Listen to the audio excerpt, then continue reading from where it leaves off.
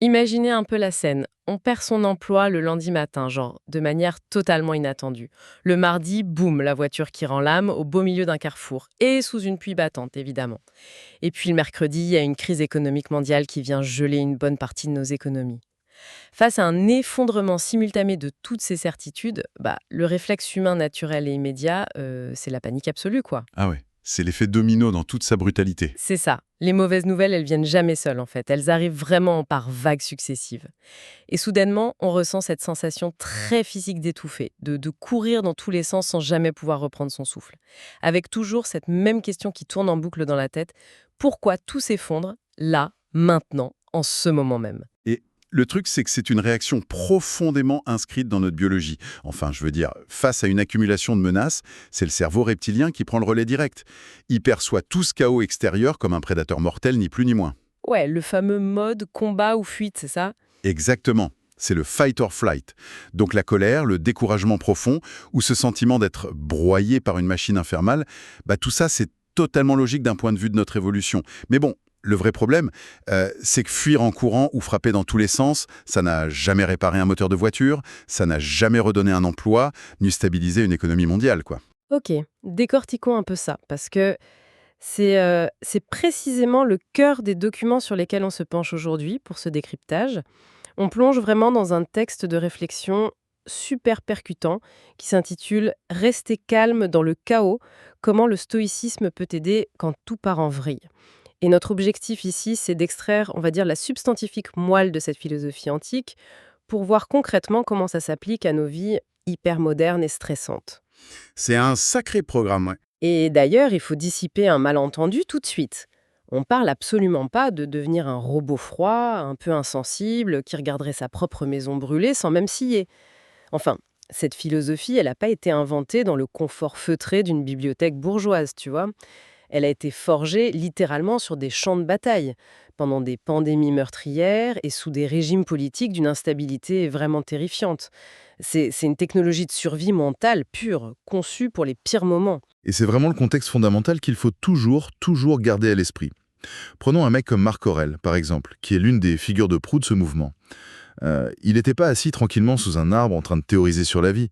Il était empereur romain pendant que la peste antonine décimait la moitié de son empire et pendant que des tribus barbares perçaient toutes ses frontières en même temps. Un niveau de stress inimaginable aujourd'hui. Ah bah c'est sûr. Et donc, le stoïcisme n'a jamais promis une petite existence magique où les problèmes s'évaposent comme ça. Ce serait de la pensée magique, en fait. Et la pensée magique, c'est très dangereux en temps de crise. Ce que proposent ces textes, c'est plutôt une ingénierie de l'esprit.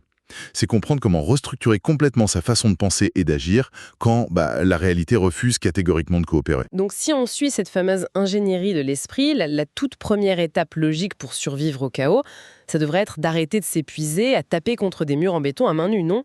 Le texte dont on parle aujourd'hui aborde le fait de redéfinir le champ de bataille. Ouais, absolument. C'est ce qu'ils appellent le concept de la dichotomie du contrôle.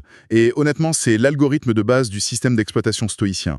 C'est simple, quand tout part en vrille, notre instinct de survie nous pousse paradoxalement à vouloir resserrer notre emprise sur tout ce qui nous entoure. Oh oui, on veut tout micromanager. C'est ça. On essaie frénétiquement de contrôler ce que pense notre ex-employeur, le diagnostic précis du garagiste, l'état catastrophique des marchés financiers, ou pire encore, on essaie de contrôler le passé. Or, le diagnostic du texte, il est implacable. Le cerveau y brûle une quantité astronomique d'énergie cognitive à essayer de modifier des éléments sur lesquels il n'a absolument aucun levier. Et donc, plus on essaie de maîtriser l'incontrôlable, plus on s'enfonce dans l'épuisement nerveux. Le texte propose donc une espèce de séparation chirurgicale, vraiment une ligne de faille très nette. D'un côté, on a ce qui dépend strictement de nous, donc nos pensées actuelles, nos décisions, l'action qu'on va faire dans la minute qui suit ou la manière dont on choisit d'interpréter un événement. Et de l'autre côté de la ligne, il y a le grand sac fourre-tout de ce qui nous échappe totalement. La météo, la méchanceté éventuelle des autres, le trafic, l'économie globale et comme tu disais, surtout le passé. Le passé, c'est vraiment l'exemple parfait.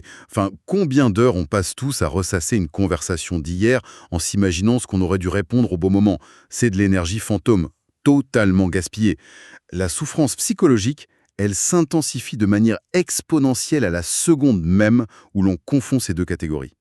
En gros, se battre contre ce qui ne dépend pas de nous, c'est juste s'épuiser pour rien. C'est comme une nager à contre-courant. Exactement. Et la vraie puissance mentale, selon ces textes antiques, elle naît d'un recadrage radical. Face à une grosse crise, il faut arrêter de se demander comment je peux forcer le monde à redevenir normal pour se poser en fait la seule question utile.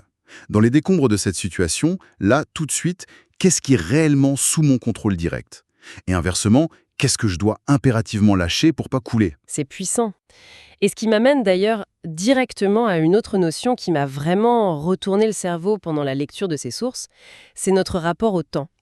Parce que bon, quand le chaos s'installe, le cerveau se transforme en une sorte de machine à voyager dans le futur pour y dénicher les pires scénarios possibles. Ah, le fameux catastrophisme. Le cerveau a déjà calculé qu'on allait finir à la rue dans 5 ans. L'esprit humain adore fabriquer des films d'horreur étalés sur des années. Et la solution stoïcienne à cette surcharge de stress, c'est de réduire drastiquement l'échelle du temps. De ramener toute la focale sur la seule unité de temps qu'on est capable de gérer, la journée d'aujourd'hui. Et c'est un mécanisme de défense cognitif vraiment brillant. Parce que quand on affronte une énorme montagne, regarder tout en haut du sommet, ça donne le vertige et ça tétanise les jambes. Et biologiquement parlant, le cerveau humain, il a tout simplement pas la bande passante nécessaire pour gérer d'un coup l'anxiété de 10 années de difficulté. Les stoïciens, ils avaient compris ça de manière très intuitive. En ramenant ça au quotidien. C'est ça, ils disent en substance, ne charge pas les problèmes de demain sur tes épaules d'aujourd'hui. On se concentre sur l'immédiat, on se lève et on se dit quelle est l'action juste, utile ou courageuse que je peux accomplir d'ici ce soir. Et parfois, tu sais, l'action courageuse, c'est juste de passer un appel administratif un peu tendu. Et puis parfois, dans les pires jours, c'est simplement de s'obliger à manger un repas chaud et d'aller dormir. Ça me fait penser, il y a une métaphore qui m'est venue en lisant cette partie. Imaginez un peu qu'on doive conduire de nuit au beau milieu d'une tempête de neige absolue. On est là, crispé au volant. On ne contrôle pas la tempête, on ne contrôle pas les énormes camions qui nous frôlent. Et puis, on n'a vraiment aucune idée de l'état de la route à 100 km de là. Tout ça, c'est hors de notre contrôle, dans le noir complet. Ouais, on n'y voit rien du tout. Mais nos phares, eux, éclairent les 50 prochains mètres de la route. Et ces 50 mètres, dans notre analogie, c'est la journée d'aujourd'hui. On voit pas du tout la fin du voyage, mais le fait est, et c'est ça qui est dingue, qu'on peut faire des centaines de kilomètres, traverser tout un pays, dans l'obscurité totale, simplement en conduisant très prudemment dans ces 50 petits mètres de lumière, un tronçon après l'autre. C'est une illustration assez parfaite de l'économie d'énergie mentale, ça. La visibilité très limitée, ça nous empêche absolument pas d'avancer en sécurité, à une condition très stricte. C'est de garder les yeux fixés uniquement sur la zone illuminée par les phares. Si on essaye de scruter le noir complet à 1 kilomètre au loin, c'est là qu'on finit dans le fossé. Mais attends, il faut quand même qu'on s'arrête 2 secondes là-dessus. Dire à quelqu'un qui est, disons, sous une énorme montagne de dettes ou qui traverse un deuil effroyable, de juste se concentrer sur ces 50 mètres, est-ce que ça frôle pas un peu la positivité toxique? Enfin, n'est-ce pas une façon très élégante de se voiler la face? C'est presque une forme de déni face au vrai tsunami qui s'annonce à l'horizon, non?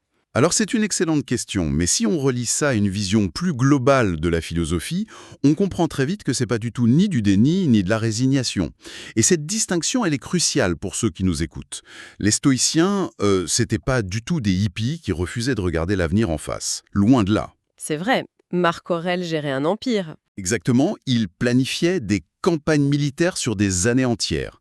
Donc vivre un jour à la fois, ça ne veut pas du tout dire qu'on refuse de faire un plan de remboursement pour ces fameuses dettes. Ça signifie plutôt qu'on s'assoit et qu'on fait le plan consciencieusement aujourd'hui, mais qu'on refuse de ressentir corporellement l'angoisse des 5 prochaines années au même moment. Ah oui, on sépare l'action de l'angoisse. Voilà, c'est une compartimentation vraiment stratégique. On organise le futur de façon rationnelle, mais on habite seulement le présent.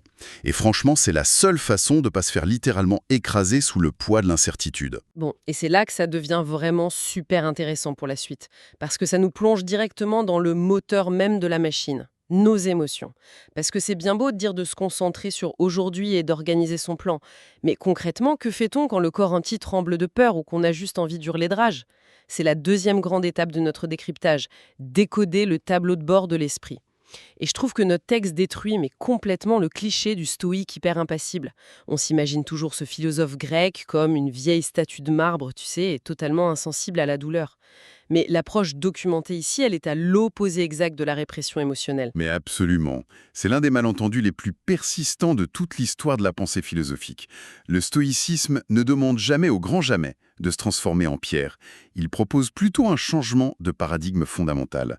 C'est l'idée d'utiliser l'émotion comme un simple signal d'information et non plus comme un pilote automatique. C'est-à-dire, Dans le chaos, la tendance humaine, elle est souvent binaire. Soit on est totalement possédé par la colère et on détruit à peu près tout autour de soi, soit on ravale tout, on serre très fort les dents, on joue au dur, jusqu'à ce que le corps lâche complètement et développe un ulcère ou finisse en burn-out massif. et le texte nous propose donc une troisième voie, beaucoup plus saine, faire une vraie pause pour nommer l'émotion. Juste s'arrêter quelques secondes et se dire consciemment « Ah, là, à cet instant précis, je ressens une colère très intense ». Au lieu de dire « Je suis en colère », on dit « Je ressens de la colère ». Ça a l'air d'un simple jeu de mots de psy comme ça, mais les implications derrière sont énormes, non? Ok, oui. Ce qui est fascinant ici, c'est que la neuroscience moderne a totalement validé cette intuition antique. C'est fou. Quand on est submergé par une peur panique ou une énorme colère, c'est notre amygdale, le centre primaire de la peur dans le cerveau, qui prend totalement les commandes. Le cerveau reptilien dont on parlait au début. Tout à fait. Mais le simple fait de formuler avec des mots concrets « je ressens de la colère », eh bien ça force le cerveau à réactiver le cortex préfrontal, qui est la zone de la rationalité, du langage et du contrôle. Et cette petite étiquette verbale toute simple, elle crée ce qu'on appelle en psychologie une distance cognitive. L'émotion est soudainement comme extirpée de nous. Elle n'est plus notre identité profonde, elle devient un objet extérieur qu'on peut observer. Une donnée brute en somme. C'est fou, c'est littéralement comme les petits voyants lumineux sur le tableau de bord de notre voiture dans la tempête. Enfin, si on roule sous la neige et que le voyant rouge de l'huile s'allume soudainement, on va pas prendre un énorme marteau pour exploser le voyant, si. Ça, ce serait la répression émotionnelle. Et d'un autre côté, on va pas non plus lâcher le volant en hurlant et laisser la voiture dériver jusqu'au crash fatal. Ça, ce serait se laisser guider aveuglément par l'émotion. J'adore cette image, c'est très parlant. La réaction saine, du coup, c'est de lire le signal calmement. D'accord? Le voyant m'indique un manque d'huile, le message est bien reçu. Et ensuite, en utilisant notre raison, on décide de la meilleure action possible, qui est généralement de s'arrêter au prochain garage en sécurité. C'est très exactement ce mécanisme-là qu'il faut viser. Chaque émotion a un message vraiment très spécifique à nous délivrer. La source l'analyse d'ailleurs de manière très pointue. La peur, par exemple, elle s'allume pour nous signaler qu'une chose à laquelle on tient particulièrement est actuellement menacée. La colère, elle s'allume pour dénoncer une injustice flagrante, un franchissement de nos limites personnelles ou un gros manque de respect. Et la tristesse, elle s'allume simplement pour acter la perte de quelque chose de précieux. Et le seul rôle de notre conscience, c'est de réceptionner ce message de manière presque clinique. Et pour être vraiment sûr de ne pas laisser l'émotion reprendre le volant juste après la lecture du message, le texte offre une petite question filtre assez redoutable. C'est honnêtement le genre de phrase qu'on devrait tous avoir tatouée sur le poignet. La phrase, c'est « Si je laisse uniquement cette émotion décider de mon action là, tout de suite, est-ce que je serai fier de moi demain ?» Ah oui, c'est un test de lucidité d'une puissance incroyable. Mais oui. Genre, si j'envoie ce mail hyper incendiaire à mon patron avec absolument toute la rage que je ressente à cette seconde précise, est-ce que le moi de demain, le moi calmé après une bonne nuit, sera fier de cet envoi? Et bon, évidemment, la réponse est non dans 99% des cas, quoi. C'est normal, parce que cette question précise, elle vient créer cet espace vital entre le stimulus extérieur et notre réponse. On valide tout à fait l'émotion en disant « oui, j'ai totalement le droit d'être furieux face à cette terrible injustice ». Ça, c'est incontestable et légitime, mais d'un autre côté, on reprend tout de suite le pouvoir sur l'exécution, en se disant par contre, j'ai l'entière responsabilité de la manière dont je vais choisir d'exprimer cette fureur au monde. Et ça, c'est vraiment la transition majeure de l'état de victime très réactive à celui d'acteur rationnel de sa propre vie. C'est très clair. Mais du coup, une fois qu'on a fait tout ça, je veux dire, une fois qu'on a apaisé le cabot de bord, qu'on a bien tracé la frontière de ce qu'on contrôle ou non, et qu'on regarde prudemment nos 50 mètres juste devant nous, la réalité brute, elle est toujours là, bien présente. Toujours là, ouais. Devoir payer une facture exorbitante qu'on n'avait absolument pas prévue dans le budget ou devoir gérer un conflit familial super lourd, ça reste une corvée profondément misérable dans les faits. Donc, comment on fait concrètement pour passer à l'action sans se sentir constamment comme le grand dindon de la farce cosmique? C'est une excellente transition, parce que c'est là qu'intervient la troisième grande articulation de l'analyse d'aujourd'hui. Et franchement, c'est sans aucun doute la bascule mentale la plus difficile à opérer, mais aussi de loin la plus libératrice de toutes. Il s'agit tout bonnement de transformer la douleur brute en données d'entraînement. Des données d'entraînement. C'est ça. Face à une catastrophe quelconque, la litanie classique qu'on a tous, c'est « mais pourquoi ça tombe sur moi? Pourquoi maintenant? C'est tellement, mais tellement injuste ». Et le cadre de pensée proposé ici, il demande de désactiver ce mode victime par défaut pour activer volontairement le mode bâtisseur. On remplace carrément la question stérile du « pourquoi moi » par une question beaucoup plus tactique et utile. La question devient « bon, puisque je suis bel et bien coincé dans ce pétrin, que puis-je utiliser dans cette épreuve spécifique pour entraîner mon propre caractère ?» Ah oui, c'est le fameux concept de voir l'obstacle comme étant le chemin lui-même, quoi. Exactement. Au lieu de voir la salle d'attente interminable des impôts ou un retard de train de 3 heures comme une sorte de torture absurde, on la recadre délibérément dans notre tête comme une salle de sport pour notre patience. Une conversation super difficile à affronter n'est plus vue comme un supplice qu'il faut fuir à tout prix, mais ça devient un simulateur de vol pour exercer notre courage. Même l'envie de s'effondrer sur le canapé et de manger n'importe quoi devient un super banc d'essai pour pratiquer la tempérance. C'est génial en fait, on transforme chaque petite ou grande nuisance de la vie en pur équipement d'entraînement. Et d'un point de vue purement psychologique, je t'assure que c'est prodigieux, parce que cela redonne immédiatement un sens profond à la souffrance ressentie. Il faut savoir que le cerveau humain déteste par-dessus tout la souffrance inutile ou absurde. Mais s'il perçoit que cette même souffrance est en train de forger une compétence utile, il la tolère avec une résilience vraiment phénoménale. Du coup, l'épreuve n'est plus du tout subie passivement. Le discours interne change pour devenir « je n'ai pas du tout choisi cette tempête, c'est un fait, mais je choisis consciemment de l'utiliser aujourd'hui pour tester la solidité de mon navire ». Cette nouvelle posture redonne énormément d'agentivité, de vrai pouvoir d'action, au moment précis où le monde extérieur essaie justement de nous en priver de force. J'aime beaucoup cette façon de voir les choses.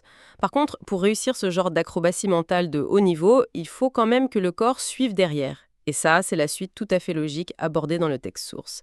Quand le chaos débarque sans prévenir, la toute première chose qu'on a tendance à jeter par la fenêtre sans même s'en rendre compte, ce sont nos petites routines de base. Ah oui, c'est toujours le premier truc qui saute. Le rythme de sommeil explose en vol, on commence à manger n'importe quoi, littéralement à n'importe quelle heure de la journée ou de la nuit, et bien souvent, on arrête complètement de bouger ou de faire du sport.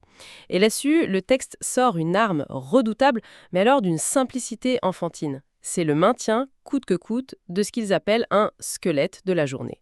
Une sorte de routine minimale totalement incompressible. Oui, et c'est vital, parce que la philosophie la plus poussée, elle a toujours besoin d'un support biologique très solide pour fonctionner. Enfin, on ne peut pas espérer penser de manière complexe ou rationnelle, ou réussir à gérer la fameuse distance cognitive dont on parlait tout à l'heure pour les émotions, si notre système nerveux central est complètement épuisé par le manque de sommeil, ou s'il est bourré de sucre. Et donc, le texte insiste sur des gestes très basiques, presque rudimentaires. Comme quoi, par exemple?